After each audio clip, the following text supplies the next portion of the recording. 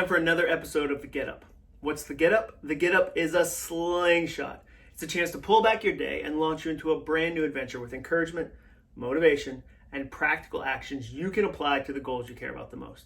Today, I'm going to tell you about 5 books that changed my life.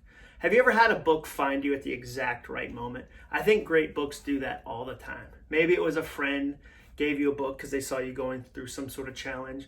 Maybe you were driving and you happened to catch like 30 seconds of a radio interview with an author and it sounded like something you needed to read.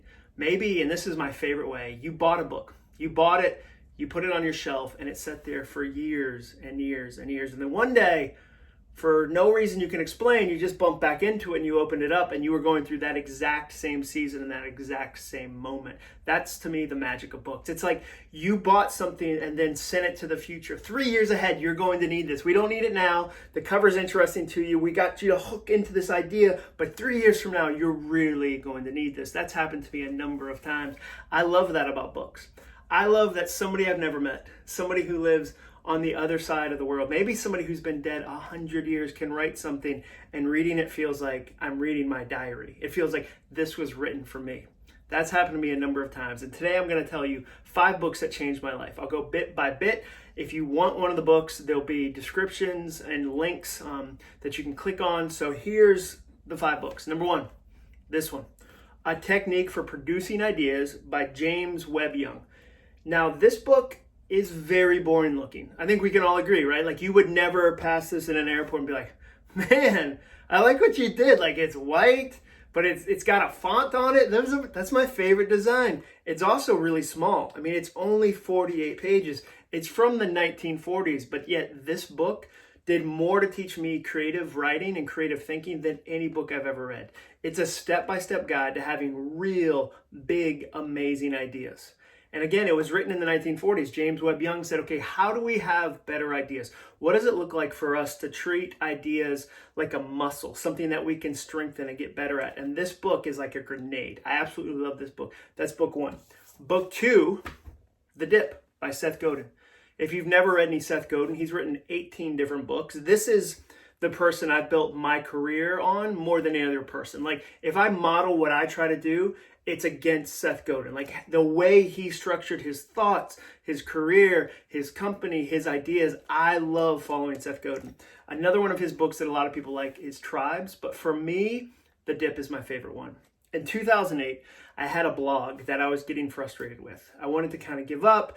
It felt like a lot of work. I didn't know where it was going, and this book helped me stay on it. This book helped me say, keep going, keep trying, keep doing, and quit some things that are in the way. Like, it's fine to quit the wrong things. It's great if you stick at the right things, and this book showed me how to do that. I absolutely love this book. And what's interesting is that blog that I wrote eventually became a book, and then it became a public speaking career, and then it became another book, and then it moved me to Nashville, and it kept building up steam, and 10 years later, I got to write 2 books with the same team that did The Dip. That was a fun full circle moment for me to publish books with Penguin and Portfolio because they had created The Dip. That's book number 2. Book number 3, Bird by Bird by Anne Lamott. If you're going to write a book, read this book. If you're not going to write a book, read this book. It's just a really helpful, creative, funny, messy guide to a creative life. I love this book. This book helped me finish my first book. I underlined so many pages. You can see, it's a good book where you're already writing in the back. Like, throughout the book, you're adding your own ideas. And when I go through this, it feels like a diary. It feels like going, okay, I remember that day, like writing down all these ideas. It's really, really helpful. In my opinion, this is the best book ever written about what it takes to be a writer and what it takes to create a book.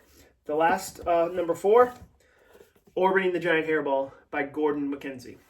This book, a lot of people haven't heard of this one, but it's really amazing. The subtitle is A Corporate Fool's Guide to Surviving with Grace. Gordon MacKenzie spent 30 years at Hallmark, and he was a creative there. He would create greeting cards, create art projects, products, and this book teaches you how to do creative work inside a big company. when I got my first kind of big job, I was working at a small ad agency and I was going to go work for Staples Corporate headquarters. Everybody knows Staples. And I was going there and my friend said, "You're going to need this. Like, take this book with you." And I didn't understand it at the time, but when I went, I realized, oh, like it's harder to do some creative, like it's easy when you have a team of 3 people to do something, but when you have a legal department and we have 40 layers, and how do you create something amazing? I think you can, and Gordon shows you how to do that, and the book is beautifully designed. Like, it's one of those books where it's just super artistic inside. There's color on every page, and I love this book. Orbiting the Giant Hairball, Gordon MacKenzie. The last book, which I think a lot of you all have read, The War of Art by Stephen Pressfield. The subtitle is Break Through the Blocks and Win Your Inner Creative Battles. This book, a way I describe it is, it's the butt kicking all your fears deserve.